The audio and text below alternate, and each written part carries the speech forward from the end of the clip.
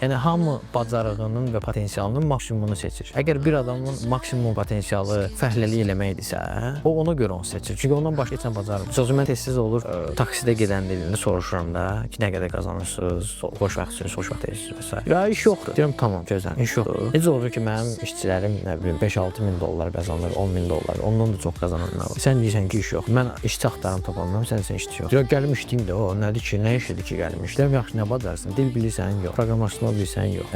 Nə bilim, bundan qabaq nə eləmirsən? Heç nə eləməmişəm, fərqli işlər. Heç nə bilmirsən. Sənin təhsilin yoxdur, bacarıqların yoxdur. Sən bir dənə rul fırlada bilirsən. Ona görə sən o işdə işləyirsən, çünki bundan yaxşı görə biləcəyin iş yoxdur. Problem kimdədir? Problem işin olmamağındadır, yoxsa sənin bacarıqsız olmağındadır. Get dil öyrən. Get gör indi bazarda nəyə tələbat var, onu öyrən. Ya nə bilim, uşaqlığın gedib dərsi yaxşı oxuyardın, gedib universitetə girərdin.